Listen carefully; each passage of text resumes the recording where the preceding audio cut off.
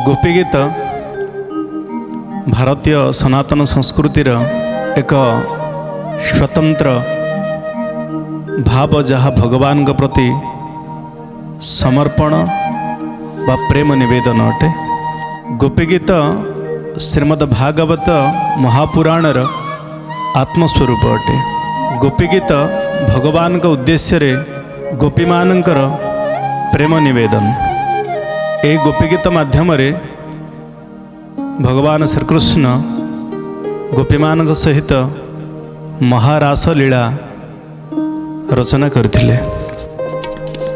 आ गोपी गीत शुणिबार सौभाग्य क्वचित मनुष्य को प्राप्त होता है जतेबेले अनेक जन्म रजो कर्म फल जहाँ निष्काम होइथिवो ये समस्त कर्मफल जितेबले एकाठी हो जाए पुंजी हो जाए सेतेबेले कदाचित भगवान तांकर ये दिव्य लीला कथा को शुणा को मनीष को बाछंती कौ मनीष को।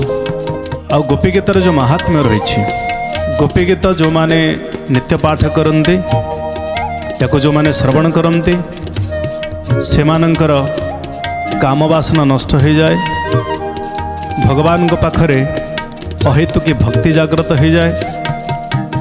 आ सबुठार बड़ कथा है भगवान तांको भल पाते। भगवान एते सहजरे जीव को प्रेम प्रदान करते ना सी प्रेमर स्वरूप अटंती। जीव अनेक प्रकार योनि को धारण करी कर्मर फलानुसार भगवान सहित संबंधित हवापाई चेष्टा करे। आ भगवान मध्य केबे केबे ता उपरे खुशी है कि अनेक प्रकार ताको उपहार दे दियंती।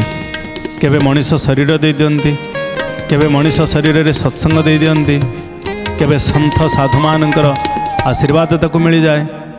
ये सब परे मध्य प्रेम केबे प्राप्त हुएबो बा प्रेम मिलिबा भगवान गठू एक कथा कहार विचार भितर न थाए। अर्थात के विचार करिकी निश्चित करि परिबनी जाओ मते भगवान कर प्रेम प्राप्ति हो जाओ बोली। प्रेमर स्वरूप भगवान श्रीकृष्ण को कहुई। केवल श्रीकृष्ण हंती तांकरी वाम पार्श्वर विराजमान थिबा श्रीमती राधाराणी ए प्रेमर आधार अटंती। सेतिपई संत माने कहती कनक जलद गात्रौ नील सोणाबज नेत्रौ मृगमदबर भालौ मालती कुंदमालौ तरुणी तरुण बेसौ नील पीतांबरेशौ स्मरण भृत निकुंजे राधिका कृष्णचंद्रौ। ए राधा कृष्ण शब्द दुईटी शुणिला परे जे कहीं ना भावे जे जदि प्रेमर रूप अच्छी जदि प्रेम शब्द अच्छी ताले युगल मूर्ति अटंती यांको राधा कृष्ण बोली कहवा आम। अर्थात राधा कृष्ण शब्द जमिति प्रेम पूर्ण यांकर अवतार हबार कारण मते से प्रकार अटे।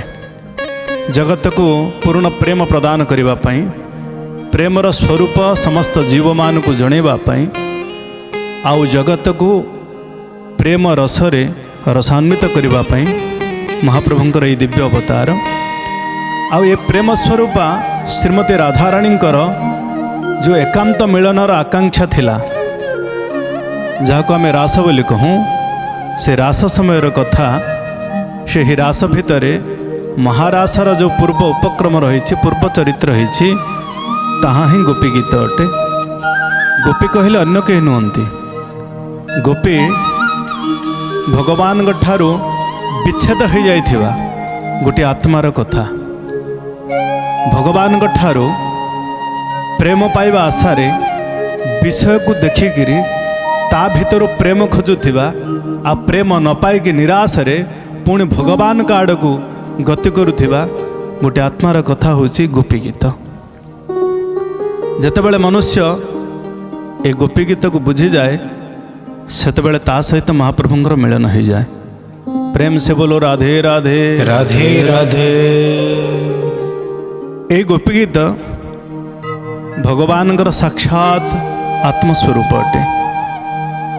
भगवान निजे कहते गोपी माने मोर प्राण अटंती आ मु मध्य गोपी मानकर प्राण अटे। केबे केबे एक कथा मध्य कहते मु गोपी मानकर जीवन आ गोपी माने मध्य मोर जीवन अटंती। आ असली कथा हला जीवन भितर स्पंदन जहा गोपी गीत से अटंती। ए स्फुरण नथिले जमती जीवन बोली कहा जाए नहीं, ठीक से प्रकार दशम स्कंध जदि आनंदरे पूर्ण होती जदि परमानंद प्राप्ति कराती जो को ताले से गोपी गीत लगी आ भगवानकर साक्षात हृदय होता जो भगवान अतीव प्रिय गोपी गीत अटंती। गोपी गीत साधन नुहंती, से साध्य अटंती। साक्षात भगवानकर आह्लाद शक्ति अटंती गोपी गीत। श्रीमती राधाराणीकर नाम को श्रीमद भागवत रे को गोटे जगार हेले निया हैनी। कहीं ना भागवतर जी वक्ता अटंती श्री शुकदेव गोस्वामी। कहा जाए शुकदेव श्रीमती राधाराणीकर शिष्य थिले, लीला शुक थिले। तो गुरुंकर नाम उच्चारण कले अपराध हब। पुनश्च जो भाव समाधिर क्रिया अच्छी ए श्रीमतींकर ना नौ नौ से भाव समाधि मगन हो जाउथिले, कथा कहि पारु नथिले, सेतपे श्रीमतींकर ना नहीं पारि नथिले। तेणु ए गोपी गीत माध्यम भगवान श्री शुकदेव परीक्षित महाराज को श्रीमतींकर जो प्रेमर रूप अच्छी से रूप को जगत आगे रखा चाहते। तो निश्चित रूप से जो माने गोपी गीतंकर आश्रय को ग्रहण करती से माने साक्षात भगवान को बस करनी। गोपी गीत पाठ करुवा लोक आ गोपी गीत को श्रवण करुवा लोक धन्यभागी अटंती, भगवान प्रिय अटंती। ए गोपी गीत श्रीमद् भागवत महापुराण दशम स्कंधर जो रास पंचाध्याय अच्छी 29 अध्याय ठू आरंभ करिकी 29, 30, 31, 32, 33 ए प्रकार जो 5 अध्याय विशिष्ट श्रीमद् भागवतर जो दशम स्कंध अच्छी रास पंचाध्यायी ता भितर 31 अध्याय होछंती गोपी गीत। प्रथम 2 अध्याय गोपी मानकर महाप्रभु सहित प्रथम साक्षात्कार, किछि आलाप आ भगवान को प्रेम निवेदन। भगवान जितेबाला खुशी है कि गोपी मान को आलिंगन करती, गोपी मान भितर सूक्ष्म भाव गोटे बासना जागृत हो जाए। किछि कौन से बासना टिके अभिमान हो जाए जे आम भली भाग्यवती जगत के नहांती, भगवान को आम बस करदेलु आ भगवान आमर बस हो गले, आम सहित विहार कले। एटा गौरवर कथा अटे। भगवान कहा सांगरे लीला करिवे, कहा सहित भावर आदान प्रदान करिवे, कहा सहित विहार करिवे, एटा कौन आनंदर कथा नुह कि? ये आनंद को प्राप्त है गोपी मान विभोर हो जाइछंती।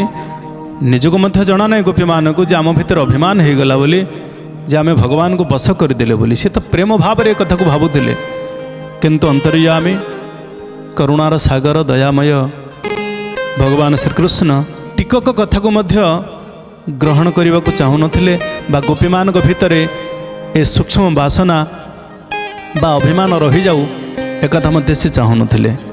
सेतेपई गोपी मानकर प्रेम को आउरी शुद्ध आउरी बढ़ेवा पई सेमानकठू अंतर ध्यान हो गले, पलि गले किछि दूर को आ सांगरे श्रीमती को नेगिरी पलि गले। श्रीमती राधाराणी को सांगरे नेगिरी पलि जाइछंदी। गोपी माने भगवान अदर्शन रे अदृश्य रे मरण तुल्य मन करिके निजर जीवन देहरु छाड़िले जो प्रकार पीड़ा हुए, जो प्रकार जंत्रणा हुए, से प्रकार अनुभव करिके भगवान को खोजिबा को लगी। बण जंगल रात्र समय विराट घंच जंगल भितर गोपी माने भगवानकर पूर्व लीला को स्मरण करुछंदी, तांको मने पकाउछंदी, विरह रे कांदुछंदी। आउ निवेदन करुछन हे प्रभु आमर दोष को क्षमा कर आम पाखक आस। अनेक समय खोजिले किंतु भगवान माप करुछन तांकर भाव को जे केबे ये शुद्ध हेबे तापर यांक सहित मुलीला करिवे।